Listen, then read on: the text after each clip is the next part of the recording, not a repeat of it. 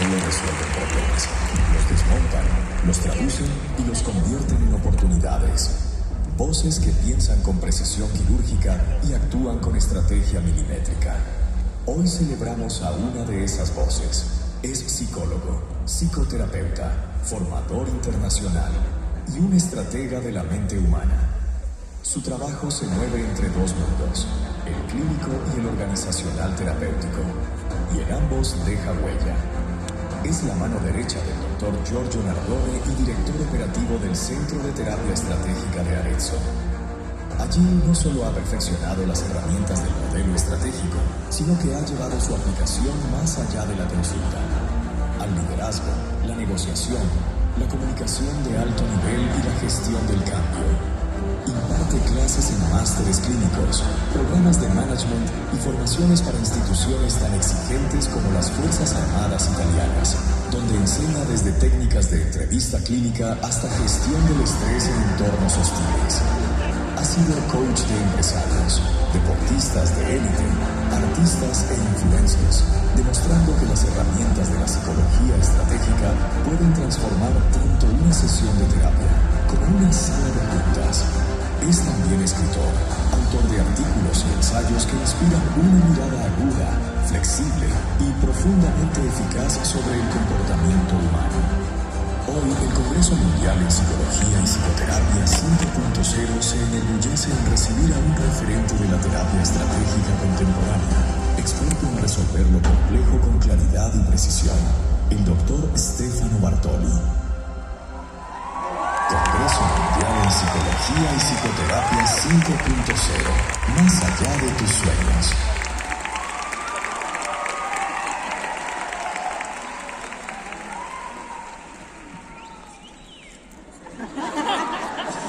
Gracias.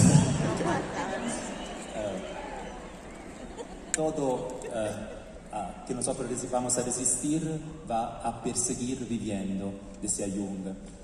Hoy voy a hablar de cómo generar un cambio y un cambio estratégico desde la perspectiva de la terapia breve estratégica, pero para hablar de cambio es necesario hablar de las resistencias al cambio. ¿Qué es la resistencia al cambio? Imagináis, ¿no? Tenéis un paciente que tiene una situación, un problema, un trastorno, quiere cambiar pero no puede. Es ilógico. Porque si las personas quieren cambiar, no logran el cambio. Si tengo un problema, a lo mejor sé cuál es la solución, pero no logro cambiar. Estoy ahí en el mismo problema para tiempo, años, toda la vida. ¿Por qué? Es gracias a un mecanismo que se llama homeostasis. Las resistencias al cambio existen porque hay un equilibrio. O sea, las personas cuando empiezan a hacer algo, que puede ser también un pensamiento o hacer algo operativo, y le funciona, lo van a repetir. Y lo repiten, y lo repiten, y lo repiten, y lo repiten, hasta cuando es algo espontáneo. ¿Sabéis eso qué significa? Que la espontaneidad no existe. La espontaneidad es algo que nosotros hacemos muchas veces hasta cuando es automático. ¿Y qué pasa si lo que yo estoy haciendo desde hace mucho tiempo y que me funciona para gestionar la realidad, ahora no me funciona más? Lógicamente, desde una perspectiva muy racional, si no me funciona, tengo que cambiarlo. Pero ¿cómo se ha desarrollado en mí mismo esta dinámica? Es automática, es un equilibrio. Se ha creado lo que el fisiólogo Claude Bernard llamaba homeostasis. La homeostasis, que ha sido después desarrollada por Walter Cannon, explica un mecanismo muy interesante a nivel fisiológico y también psicológico. Una vez que un sistema genera su equilibrio, luchará para mantener el equilibrio. Y cuando el equilibrio es patológico, ¿qué pasa? Nada. El sistema, aunque padezca el mecanismo, quiere mantener el equilibrio. Es una condena. Imagináis un ataque de pánico, ¿no? La persona percibe miedo, tiene una percepción fóbica, empiezan los latidos del corazón a moverse tiene miedo de una reacción fisiológica, intenta controlar, y más que controla una reacción fisiológica sana, más pierde el control, más que aumenta la respiración, se asusta aún más, intenta controlar más, pierde el control. Pero controlar en general es algo bueno. Pero si yo intento controlar con un mecanismo que nosotros llamamos solución intentada, un mecanismo que en realidad tiene otro funcionamiento, no va a funcionar y genera el problema. O sea, más controlo, más voy a perder el control. ¿Cómo hacemos? La persona está atrapada en un mecanismo homeostático, o sea, un equilibrio disfuncional, pero no puede salir del mecanismo. Entonces, ¿qué tenemos que hacer? Para generar un cambio hay que tener en cuenta la resistencia. ¿Qué es un cambio entonces? Si un sistema tiene su equilibrio homeostático, ¿un cambio qué es técnicamente? Un desequilibrio. Es un desequilibrio del equilibrio que se ha generado a lo largo del tiempo. Y nadie quiere, por ejemplo, andar desequilibrado, ¿no? Entonces, generar el cambio, técnicamente, es un desequilibrio. Por eso el sistema intenta resistir al cambio terapéutico que vamos a proponer a la persona. Entonces, ¿cómo hacemos? ¿Cuáles son las estrategias que podemos utilizar para gestionar esa tipología de resistencia? La resistencia al equilibrio homeostático de una patología. Depende de cómo vamos a crear la realidad percibida en el paciente. Parece difícil, parece filosófico, pero ahora vamos a ver que es muy operativo. ¿Qué significa cambiar la realidad que la persona percibe? Significa que tenemos que tener en cuenta que la herramienta más poderosa que tenemos es la comunicación. Nosotros, como psicólogo, terapeuta, coach, lo único que podemos hacer es comunicar. Y según como yo comunico, cambio la percepción de la que la persona está viviendo. ¿Cómo se puede hacer esto bien? Las raíces del constructivismo radical nos explican que, gracias también a Paul Watzlawick, que existen dos realidades. Una realidad de primer orden, digamos, lo que se puede llamar como una realidad objetiva, y una realidad de segundo orden. O sea, la primera es el hecho en sí mismo, la segunda es cómo cada persona percibe el hecho en sí mismo y cómo intenta describir, gracias a la comunicación, lo que está pasando. Si rellenamos un vaso a mitad de agua, habrá personas que lo ven medio lleno y habrá personas que lo ven medio vacío. Pero ¿sabéis qué pasa?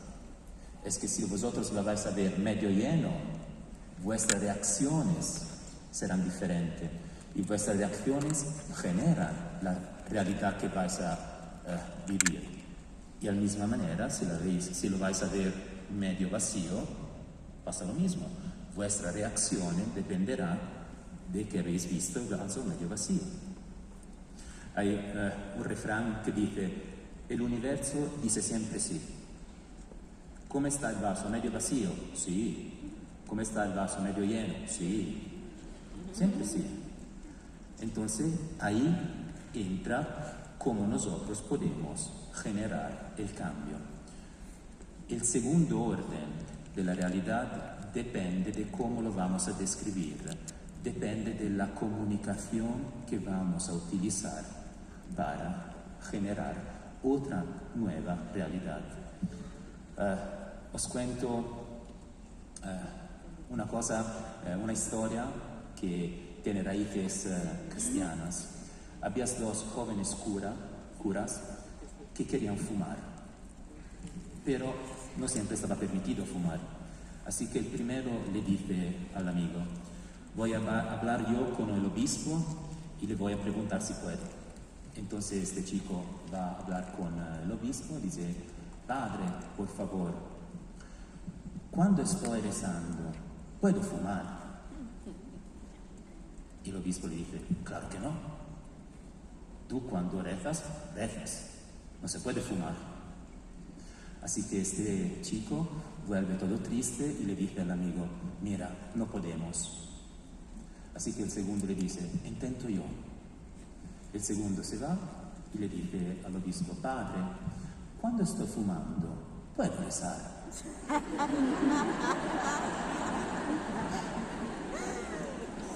¿Y sabéis cuál era la respuesta del obispo? Obvio. En cualquier momento es bueno para rezar, ¿no? Parece una broma.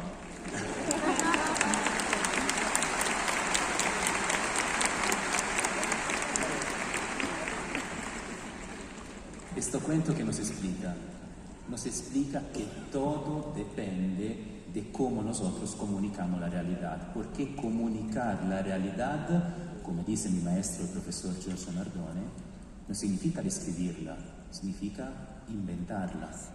Hacer una buena terapia, una terapia breve estratégica, significa crear realidades inventadas que generan efectos concretos. Entonces ahora una persona puede decir, tengo que mentir. No, no es mentir, es generar una realidad. Porque ¿qué es la verdad? La verdad no significa ser sinceros, porque la sinceridad es vuestro punto de vista. A lo mejor estáis equivocados. Entonces, terapéuticamente, ¿nosotros qué hacemos? Tomamos la realidad del paciente, la aceptamos, como decía Blaise Pascal, vamos a ver la realidad desde la perspectiva del paciente y gracias a todo un procedimiento de diálogo estratégico hecho de preguntas y paráfrasis, evocaciones, reestructuraciones, intentamos crear otra perspectiva. Y si la persona ve otra perspectiva y ve que existe otra posibilidad, ¿qué pasa? Se abre la posibilidad de generar el cambio, que es lo que nosotros buscamos siempre. Entonces, hay una homeostasis, hay la realidad, todo depende de cómo yo comunico, transmito la realidad. Entonces, podría parecer que la idea, que la solución es, te propongo otro punto de vista, y ya está. ¿No? ¿Sabéis por qué? Porque los cambios, es muy raro que se generan con una explicación. La mayoría de las veces los cambios se generan porque la persona percibe a nivel de sensaciones, de emociones, algo diferente. O sea, una solución no es una explicación. Un cambio no necesariamente es una explicación perfecta de lo que está pasando. Un cambio es crear esta nueva realidad comunicada para que la persona perciba a nivel emocional algo diferente. Y si se percibe a nivel emocional, sensorial, algo diferente, ¿qué va a cambiar? Van a cambiar las reacciones. Hacemos un ejemplo que todo el mundo ha vivido. Os habéis enamorado una vez en la vida, ¿verdad? Sí. 2 veces. 3. 5. No. Os gusta sufrir aquí. Porque más veces os vais a enamorar, más veces vais a sufrir. Pero bueno, eso será un tema interesante. Pero, entonces, cuando vosotros os enamoráis de alguien, ¿qué pasa? Pasa que mágicamente el trabajo no es tan pesado. El colega del trabajo que no aguanto me parece simpático. Los padres, sí, qué bien, fantástico, me cuidan mucho, pero antes de enamorarse, no le aguanto, siempre ahí controlando todo, diciéndome qué tengo que hacer o no hacer. O sea, la vida se transforma, todo más maravilloso, todo ligero. Es un milagro. Se dice que el amor hace milagros, ¿no? ¿Es el amor o La otra. Está bien guapo. No falta, no falta.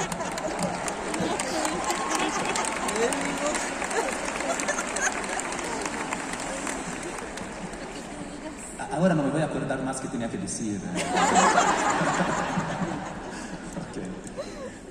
No es el amor que genera el cambio, es la activación sensorial, emocional del sistema límbico que genera una percepción diferente de la realidad. Y si vosotros vas a percibir de una forma diferente la realidad, vuestras reacciones cambian.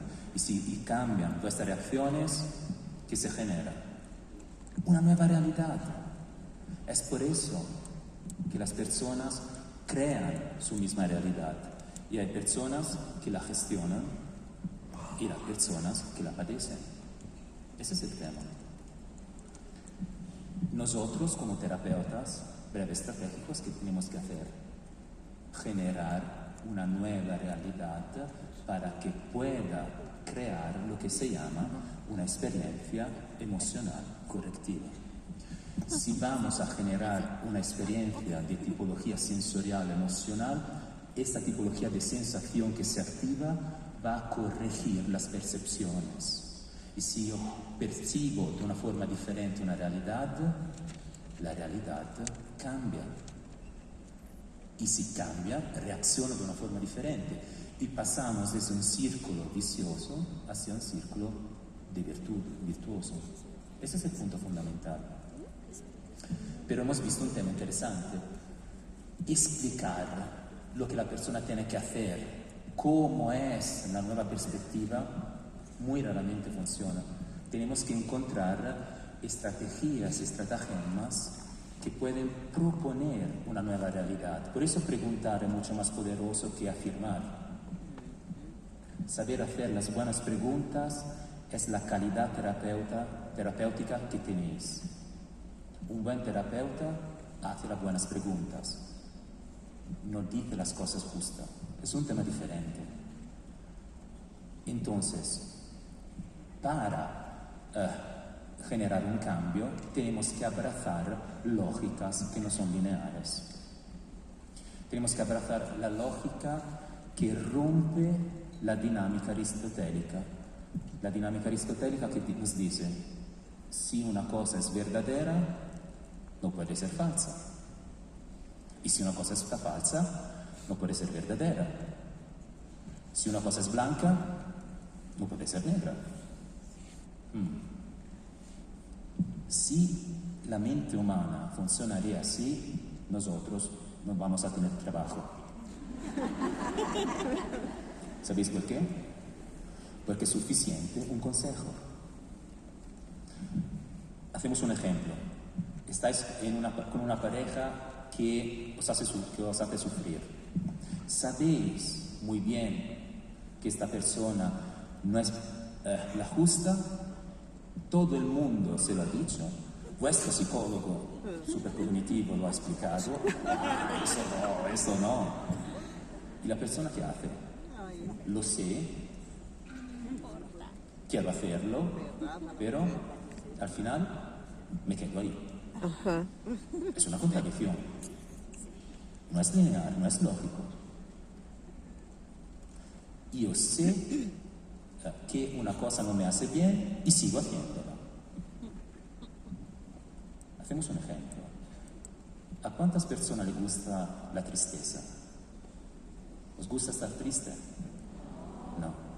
¿Sabéis que hay muchas personas que encuentran el placer de quedarse tristes, así que todo el mundo está ahí hablando con ellos, ¿no? Lamentándose. Una vida triste parece funcionar. Es ilógico, ¿no? Entonces, ¿cómo salimos? ¿Cómo podemos entonces generar un cambio si no es posible una lógica lineal? Tenemos que abrazar 3 tipologías de lógicas para generar un cambio estratégico y gestionar su resistencia. Y doy esta perspectiva porque después os voy a explicar las 5 tipologías de resistencias al cambio que nosotros hemos visto a lo largo del tiempo. Pero antes de eso hay que aclarar cuáles son las lógicas que nosotros llamamos de la ambivalencia. La creencia, la contradicción y la paradoja. Empezamos con la creencia.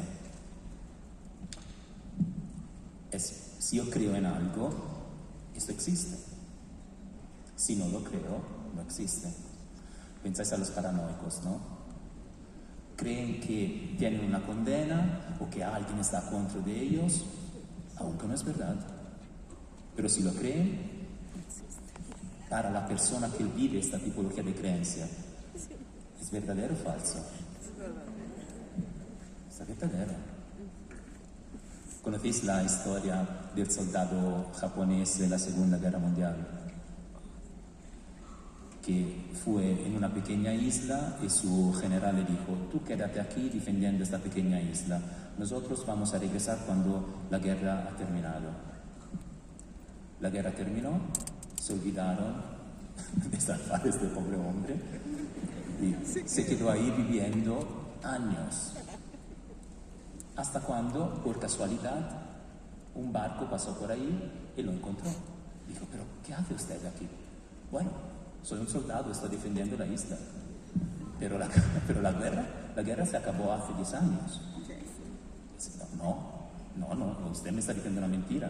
Porque mi general me dijo: una vez que termina, yo voy por ti.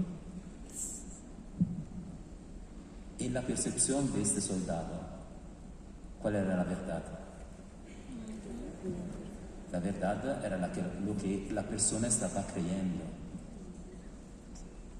Entonces, las creencias son muy peligrosas porque nos pueden condenar como salvar.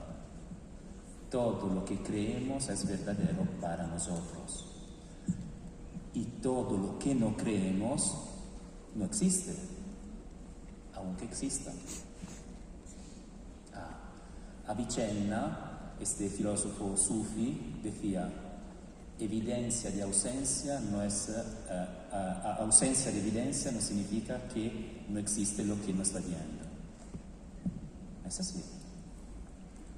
Aunque yo no lo vea, aunque yo crea que no existe, a lo mejor existe. Y aunque no exista, si yo creo que existe, para mí existe. Somos creadores de realidad. Ese es el punto. Cada uno es un pequeño Dios. Crea su mundo, sus percepciones. Todo depende de cómo nosotros somos capaces de crear esta tipología de percepciones que nosotros llamamos autoengaños.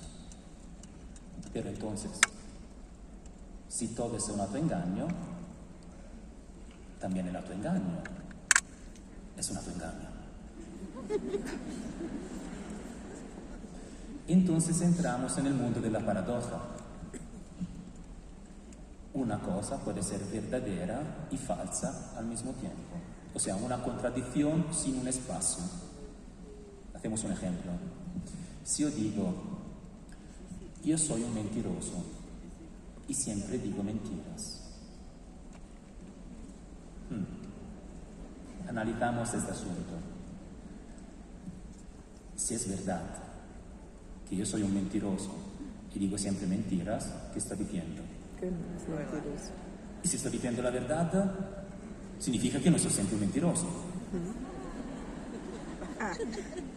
Entonces, estoy mintiendo. O sea, yo digo siempre mentiras y entonces estoy mintiendo. Pero si estoy mintiendo, ¿qué significa?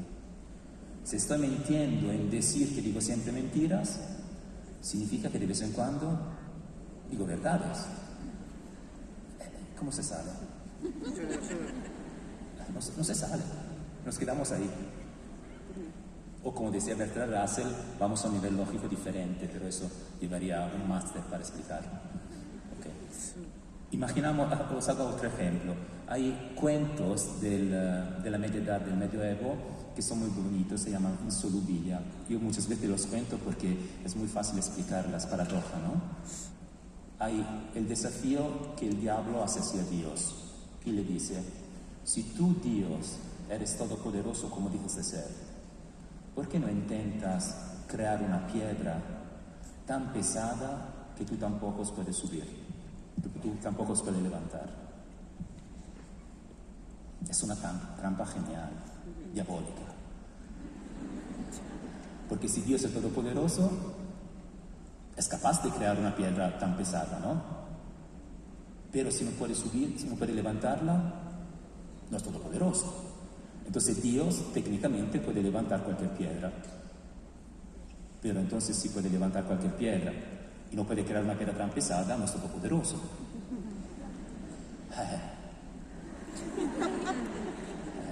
¿Cómo se sale?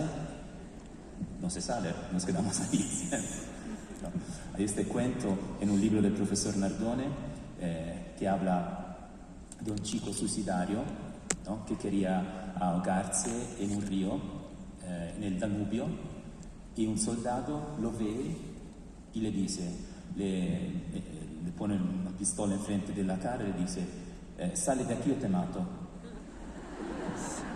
Y este chico se sale del río. Son todas paradójicas, ¿no? La lógica. Y se puede ver que hay mucha más paradoja en la vida de cuanto pensamos. Pensáis en el marketing. Más una persona quiere vender algo, menos va a vender. Más una cosa es exclusiva, más la gente la quiere. Más una persona quiere esconderse, más que todo el mundo quiere encontrarlo. Y viceversa. Son todas dinámicas paradójicas. Entonces, ¿cuál es la diferencia entre una paradoja y una contradicción? Es el tiempo que hay entre un antes y un después. La paradoja es al unísono, es una contradicción que no tiene tiempo, no hay un espacio temporal. La contradicción es antes y después. Mañana, que es lunes, ¿qué vamos a hacer? Nos ponemos a dieta, justo. Normalmente son los lunes que la gente se pone a dieta. Pero mañana los lunes llegan y ¿qué pasa? Me voy a comer pizza, tacos, justo.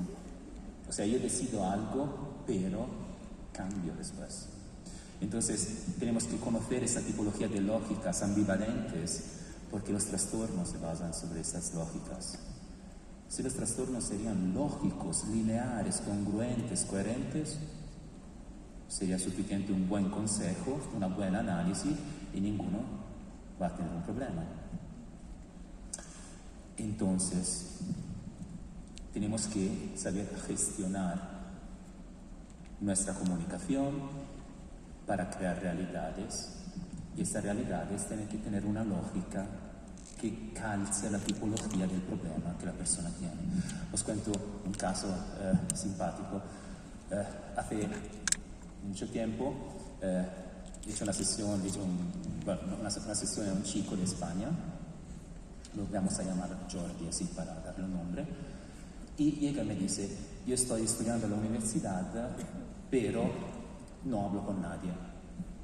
Yo, bueno, ¿y cómo es que no estás hablando con nadie? Sí, porque yo estoy seguro que todo el mundo me está juiciando continuamente. ¿Y cómo te está juiciando? Mal. Por eso, si hablo y hago algunas intervenciones adentro de la clase en la universidad, todo el mundo se da cuenta que no estoy a la altura y entonces no hablo con nadie. Yo le pregunto, pero ¿las personas te juician solo cuando hablas o también cuando estás callado en silencio? Me mira y me dice: no, es que en realidad me juician siempre. Ah, entonces tú puedes o hablar o estar en silencio. Siempre te van a juiciar. juzgar. Y me dije, sí, es verdad, no lo había pensado. Y entonces hacemos todo. Eso es simplemente un...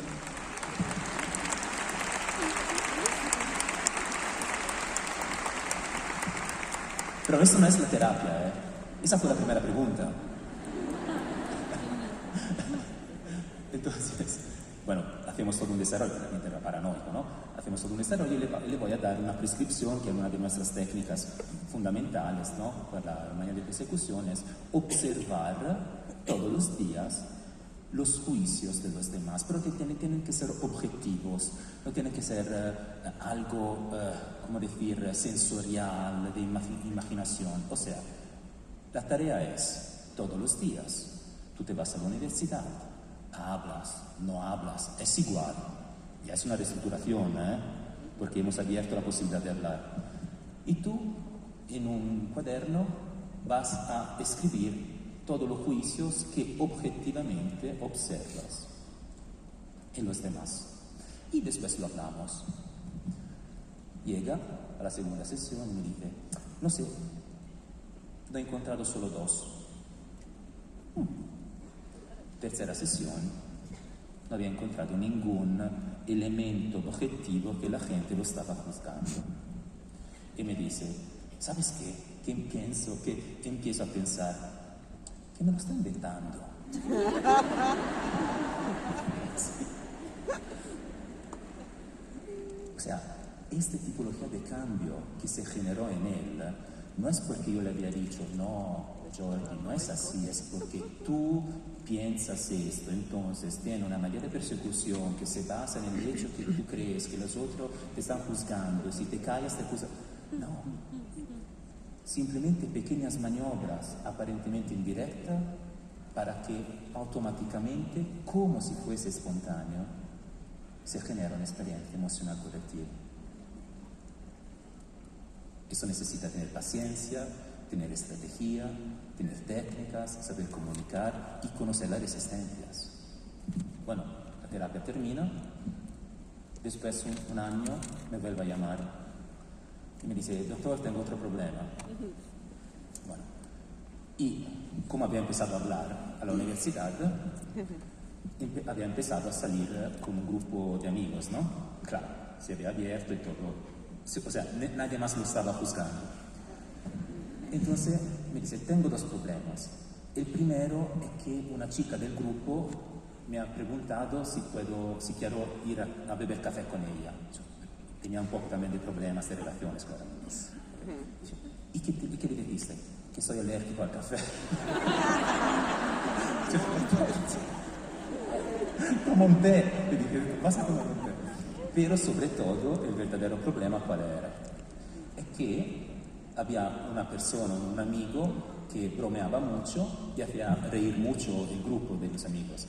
Y él en su mente decía, mira Enrique, cómo es simpático, pero en español, bueno, en los jóvenes, había como un dicho, o sea, mira qué máquina, o sea, como un modismo, ¿no? Entonces Jordi, que es muy bien obsesivo también, le decía a sí mismo, cuando Enrique hacía una broma, mira qué máquina, mira qué máquina. Mira qué máquina, mira qué máquina. O sea, se quedaba ahí con este pensamiento obsesivo, intrusivo, para horas. O sea, estaba ahí, mira qué máquina, mira qué máquina, mira qué máquina, mira qué máquina. Otro tipología de problema. ¿Cómo podemos, en frente de una situación así, preguntarle, no lo piensas? Esa es la tipología de trastorno. Más no lo quiere pensar, más no piensa.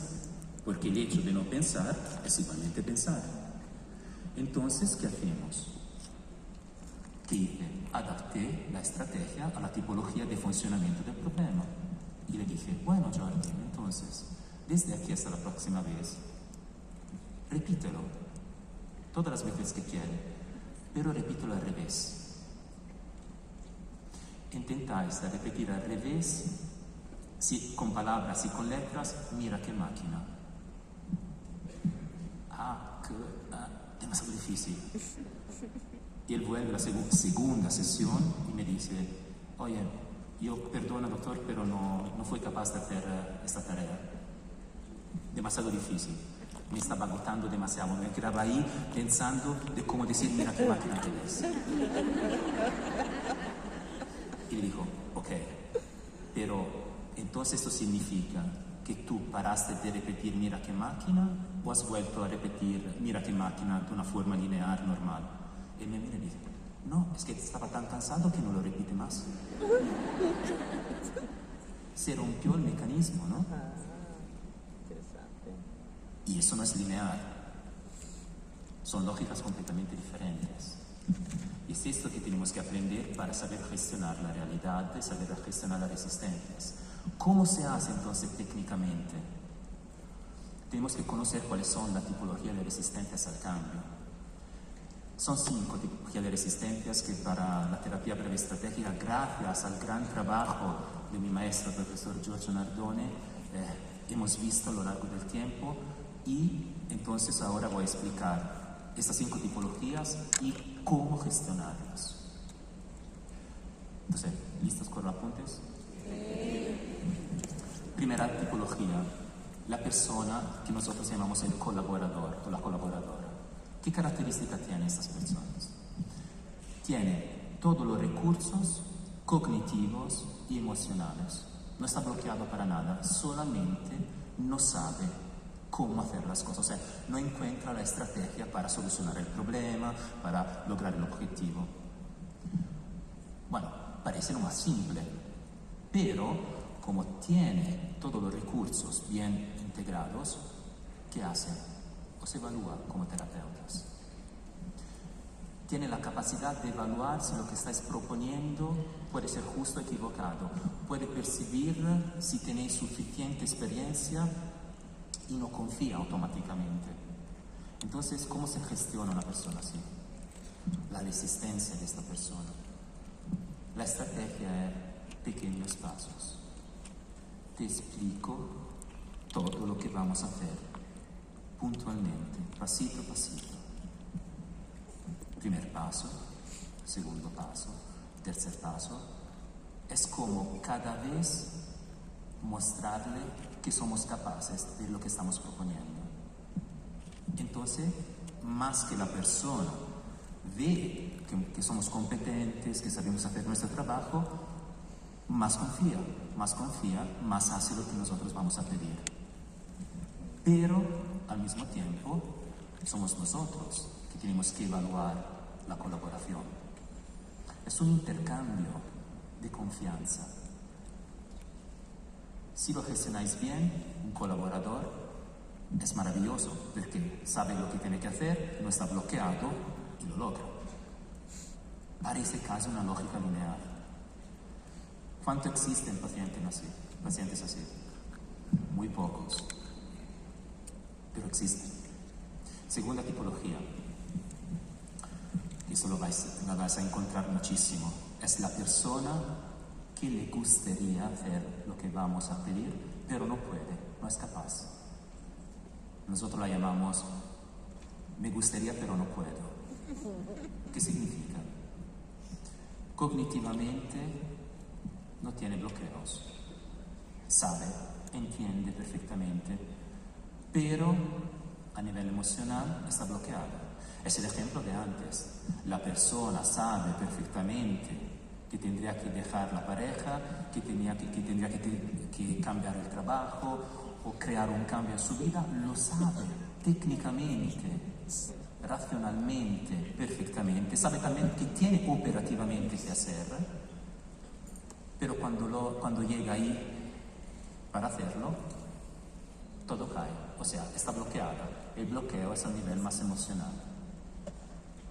Yo sé que tengo que hacer, pero no soy capaz de hacerlo.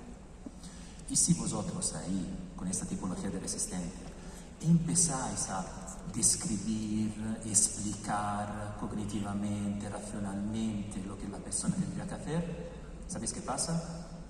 La persona dice, sí, entiendo, vuelve a la segunda sesión y dice, no he sido capaz de hacerlo. Tengo baja autoestima. Eso es el autoengaño que se instala, ¿no? Entonces, ¿cómo se gestiona? No se gestiona explicando, se gestiona gracias al diálogo estratégico y a evocar sensaciones. Por eso es fundamental que una buena comunicación estratégica sea hecha de evocaciones, de imágenes, de analogías, de sugestiones, algunos aforismos, algunos cuentos. Un lenguaje que evoca las emociones produce el desbloqueo a nivel emocional.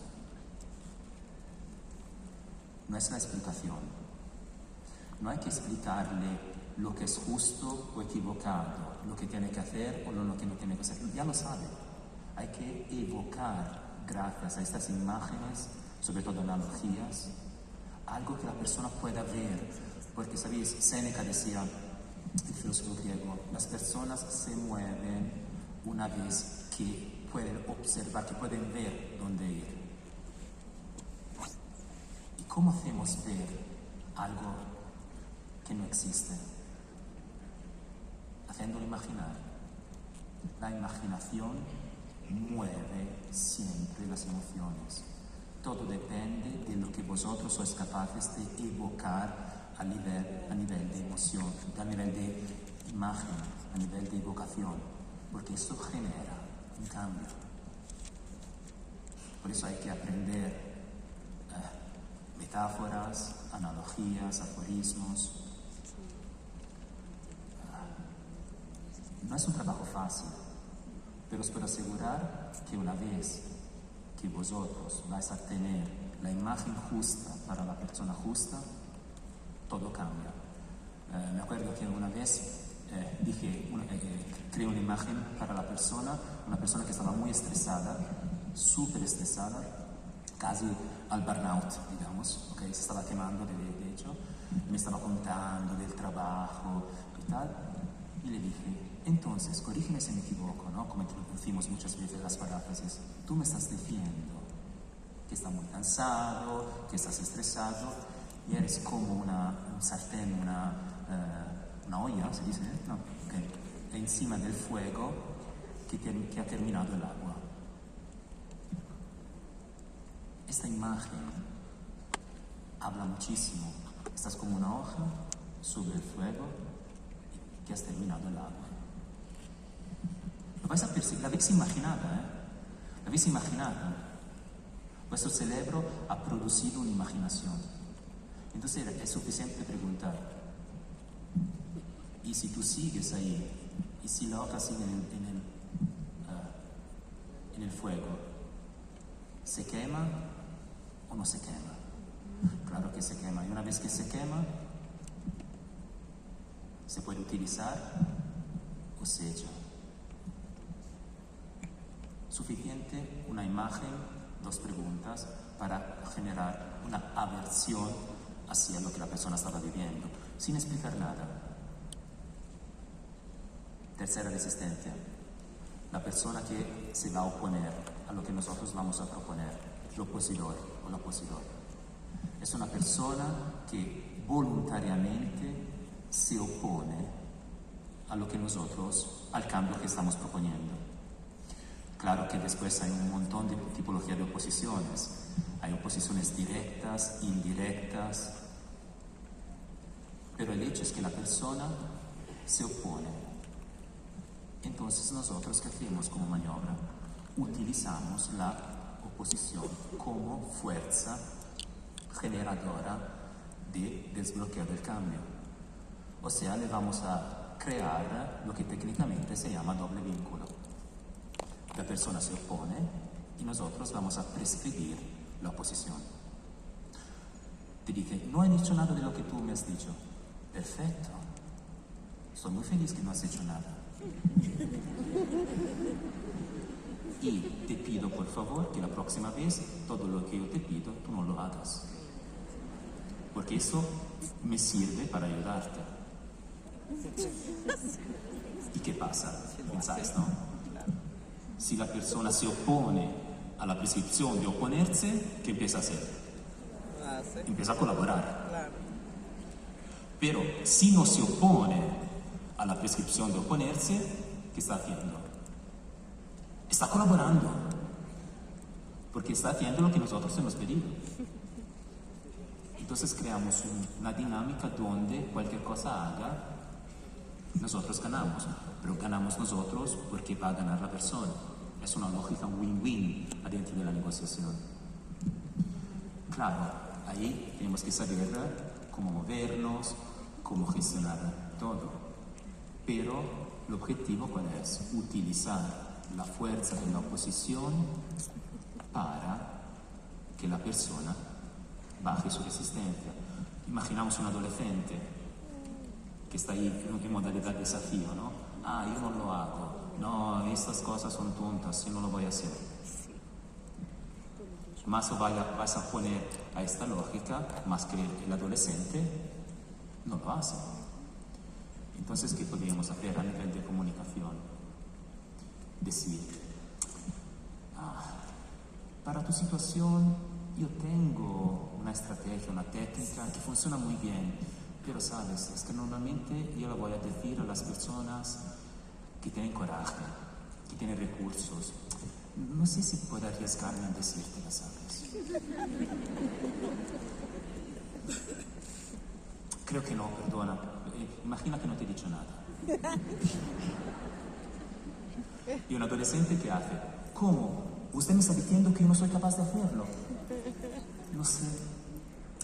Tengo miedo. O sea, puede ser, tengo un poco de temor que tú no seas capaz. No quiero darte una tarea que tú no puedas hacer. Yo le voy a demostrar que soy capaz de hacerla. Bueno, intentamos. Al final vuelve, doctor, usted se había equivocado. Yo lo he hecho.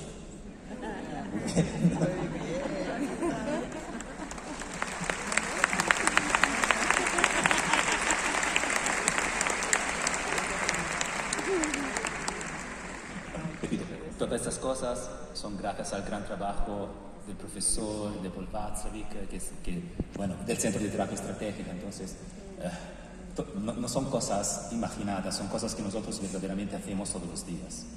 Cuarta resistencia. Un poco lo más difícil probablemente, pero es la persona que no puede ni oponerse ni colaborar.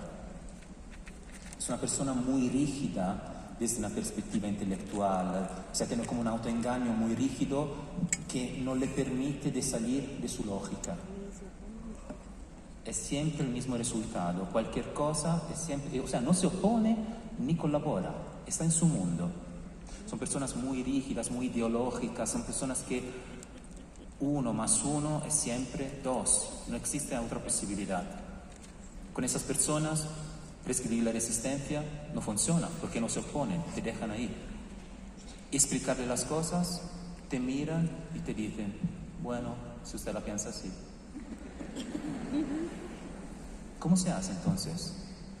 Tenemos que ser verdaderamente equilibristas de la relación y de la comunicación. Primera maniobra, asumir los códigos lingüísticos de las personas. Empezar a hablar y a ver sobre todo la realidad en su manera, sin descalificarla. O sea, haciéndole percibir que su punto de vista es aceptable. A lo mejor no lo vamos a compartir, pero es aceptable. O sea, existe este punto de vista. No lo descalifico. Entrar en su mundo, entrar en su lógica, hacerle percibir que nosotros la estamos viendo de la misma manera que él la está viviendo. Y de adentro empezar pequeñas reestructuraciones, pequeñas maniobras, pequeñas dudas. O sea, la idea, la imagen es que hay un castillo, todo cerrado, no se puede entrar, pero si somos capaces de hablar bien con el portero del castillo, él nos deja el puente elevador, ¿sí? ¿Okay? Baja el puente elevador y nosotros entramos, y después cierra el puente elevador, pero nosotros estamos dentro del castillo. Y de ahí nos movemos reestructurando con preguntas, pequeñas paráfrasis, pequeñas provocaciones, pequeñas imágenes, o sea que la persona no se da cuenta que está reestructurando desde dentro la percepción. Ese es el punto fundamental. El cambio parece algo espontáneo, o sea, la persona casi no se da cuenta que está cambiando. La persona nos habla de algo, reímos con él de la situación y después, una vez que hemos creado una buena relación, imagínate si fuese también así y le vamos a dar otra perspectiva. La persona, bueno, si fuese así, eso yo haría cosas diferentes. No, imagínate. Y dejamos esto. Esto va a funcionar, o sea, está ahí. Y a lo mejor cuando esta persona se está duchando en su casa, le sale la sugestión, pero si fuese así, y empieza un proceso de autorreestructuración. Me acuerdo mi primera sesión de coaching. Hace muchísimos años estábamos con el profesor Nardone trabajando en una empresa y después del trabajo con una empresa cada uno eligió algunos managers, digamos así, ¿no? Entonces yo me acuerdo la primera sesión fue con este top manager, un hombre que se había ya jubilado pero que seguía trabajando en la empresa. Llevaba en esta empresa más de 40 años, o sea, había vivido ahí y claramente había sido una persona clave adentro de la empresa. Pero ahora tenía un problema. Los viejos dueños, algunos eran muertos, otros se habían jubilado y había los jóvenes, los hijos, ¿no? Y los hijos de los dueños de la empresa nunca llamaban a este hombre a participar en las reuniones del trabajo. Y él percibía que no lo tenían en cuenta. Entonces él me dice, pero imagínate, 40 años aquí, yo conozco todo de esta empresa y estos de 35 años no me llaman ni para saber lo que yo pienso.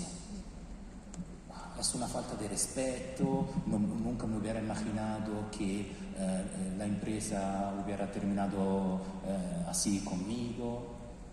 ¿Tiene razón o no tiene razón? Yo le pregunto, por favor, pero usted ha sido un gran manager, ¿verdad? Y ha gestionado muchas personas. Sí, claro.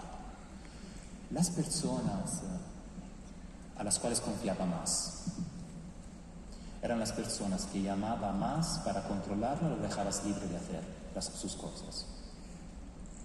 Y él me mira y dice, no, obvio, yo controlaba más las personas que no sabían trabajar bien, porque generaban problemas. Mis primeros guerreros, mis primeros soldados, solamente algunas veces, porque claramente yo sabía que ellos hacían un buen trabajo y no le llamaba. Yo lo miro y digo,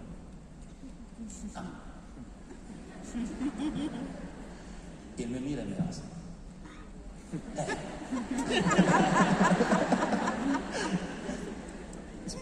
¿Usted entonces me está diciendo que no me llaman porque confían en mí? No sé. Me lo está diciendo usted. Y usted está aquí en 40 años, entonces conoce el estilo de la empresa. Las personas mejores a las cuales confiamos, no la llamamos porque confiamos, la dejamos libre. Las personas con las cuales confiamos menos, la llamamos para controlarla más. Usted me está diciendo que nunca la llama. Él me mira y me dice, perfecto, gracias. O sea, se reestructuró por sí mismo. Okay, la realidad adentro de la cual estaba padeciendo su situación. No fue necesario explicar nada. Fue solo suficiente entrar en su lógica sin descalificarla, sin decirle, no, pero usted se está equivocando, no es así. Hacerle un par de preguntas dentro su lógica, poner todo en una paráfrasis para que la persona automáticamente por sí mismo ha percibido algo diferente y ha reaccionado de una forma diferente. Eso es gestionar las resistencias. La última, la quinta es nueva. Es nueva porque ha salido en un libro que hemos escrito junto al profesor Nardone y ha salido ahora en febrero. Creo que va a ser traducido en castellano y en español el próximo año. Y hemos añadido la quinta resistencia. El libro se llama El arte de la negociación. Es una resistencia nueva. ¿Por qué? Porque es el resultado de la tecnología. Es el resultado de los tiempos modernos. Antropológicamente, si nosotros vamos a observar el momento donde estamos viviendo, estamos dentro de una paradoja. No, el ser humano en este momento tiene una capacidad, una posibilidad que nunca ha tenido en toda la historia del ser humano. La posibilidad de tener informaciones muy rápidamente. Ese es el punto. O sea, podemos conocer todo en 2 segundos. No conozco la física cuántica, no conozco la teoría de Planck, no conozco el gato de Schrödinger, ningún problema. ChatGPT, ¿qué es el gato de Schrödinger? En 2 segundos tenéis la definición del gato de Schrödinger. Es física cuántica para que la buscáis, ¿no? No vais a entender la explicación, explícamelo mejor, y tú lo explicas mejor. Hazme un ejemplo, y te hace el ejemplo. En 1 minuto vosotros vais a tener la información operativa, técnica que podéis transmitir, además es una trampa clamorosa, del gato de Schrödinger o de cualquier otra cosa. Hace 20 años, para saber qué era el gato de Schrödinger, entenderlo y estudiarlo, ¿cuánto tiempo pasaba? Meses. O sea, si estamos en un mundo donde la sabiduría no existe más, pero existen las informaciones. ¿Y eso qué genera? Genera una situación muy dramática. Si yo en 2 minutos tengo todas las informaciones que necesito, tengo un montón de tiempo libre. Y relleno este tiempo. Relleno este tiempo de otras cosas, también de tonterías. Instagram con los videos, ¿no? Lo relleno de otros proyectos. O sea, me encuentro a hacer las cosas súper rápido y no tener tiempo. Esa es la paradoja. ¿Y qué pasa en esa situación? Que vosotros habláis con alguien y le vais a proponer, por ejemplo, un proyecto, o le vais a dar una tarea o cualquier cosa y dice, sí, claro, la hago, la hacemos, ¿por qué no? En este momento está aceptando.